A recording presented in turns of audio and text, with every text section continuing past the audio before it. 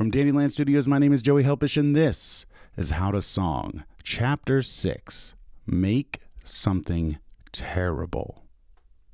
Okay, so here's the deal. We've gone through rhythm. We've gone through lyric writing. We've gone through melody. We've gone through chords. We've gone through arrangement. And we will go much more in depth on things later, but now you have the tools to make shitty songs. So today I'm going to make a case for terrible music. When we don't express our feelings, they become secrets, and secrets make us sick. So it's important that we start there. And look, it's cool if you want to chase some rock star dream, but I'm not here for that. I'm not here for that for myself, and I'm not here for that for you. I don't want you to write songs because I think you'll be famous, or I think that that's even like a good thing. I don't. I want you to write songs because it's an incredible form of validation therapy. And do I think you're capable of writing good songs? Hell yes, I do. But there's only one way to get there, and that's to write some terrible ones first. And look, it's possible that you might write some really dope songs in the beginning, and then that's probably all that's going to happen.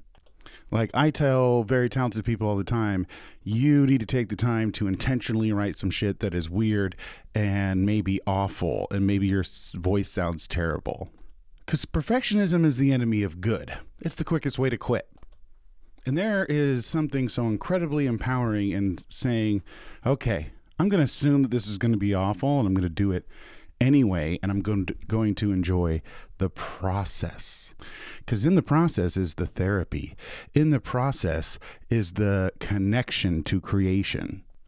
And if we're being perfectly honest, once you go through the process and you make a thing, a product, hate that word, it's no longer any of your business once you release it out into the world. It's no longer for you. It never really was. That's your gift to other people. And it's up to them if they choose to like it or not. I like a lot of terrible music, but that's not yours. The process is yours, and the process is beautiful and healing and wonderful. And so for this first go at it, I have tried my best to keep things as simple as possible so that you can just take a couple chords at a certain speed, follow these rules, get a 8-bar chorus going on, a couple 16-bar verses, and you can make a song. And look, even if you have a terrible voice and you can't sing, that doesn't mean you can't write a good song. In fact, one of the things that I do in my practice through Dandyland is have people write songs who maybe can't sing very well, and then I can sing pretty good, and so I sing them, and it's wonderful.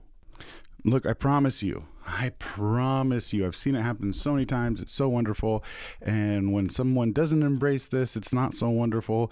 If you can just embrace making something terrible and then doing it again, assuming it's going to suck and doing it anyway, you will learn more from that process than I could ever possibly teach you.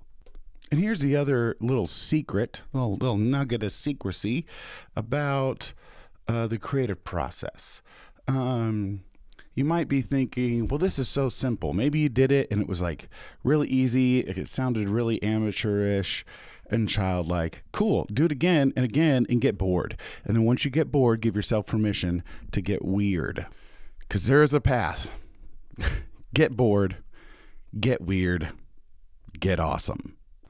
But before any of that starts, you have to make something terrible. You need it. You need to make something terrible. You need to have that experience. And it's not just making one thing terrible and going, oh, I made something terrible. It's doing it over and over and over again. Then all of a sudden, you'll kind of accidentally be good. So please, I hope you have a badass day, and I love you. Please make something terrible.